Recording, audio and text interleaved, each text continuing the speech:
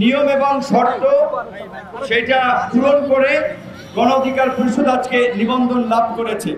যদিও গত বছরই সকল ধরনের শর্ত, বিশেষ করে 100 উপজেলা কমিটি এবং 1/3 জেলা কমিটি, এই শর্ত পূরণ করার পাশাপাশি তারা যখন যে রিকোয়ারমেন্ট দিয়েছে আমরা সেই সমস্ত কাগজপত্র তাদের কাছে জমা দিয়েছি।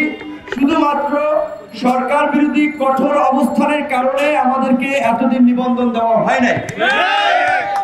এমনকি আপনারা দেখেছেন গত নির্বাচনে বিভিন্ন রাজনৈতিক দলের নেতৃবৃন্দকে চাপ প্রয়োগ করে, প্রলোভন দেখিয়ে, এমপি হওয়ার লোক দেখিয়ে নেওয়ার জন্য তৎকালীন সরকারের গোয়েন্দা সংস্থা নানানভাবে কাজ করেছে।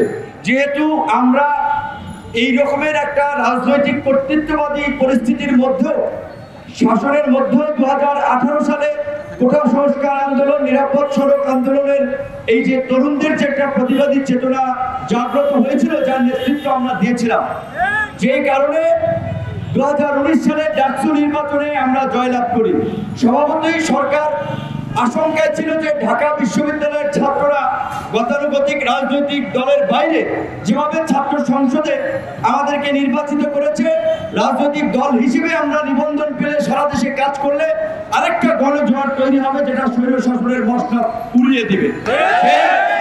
যেই কারণে তারা নিবন্ধন দেয়নি।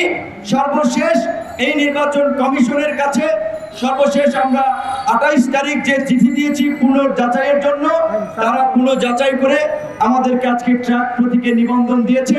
আমরা অবশ্যই নির্বাচন কমিশনের সঠিক সিদ্ধান্তের জন্য তাদেরকে ধন্যবাদ জানাই। তাদের অনেক অনিয়ম অপকর্ম আছে, আজকের একটা ভালো কাজই সেটা মোচন হয়ে যাবে না।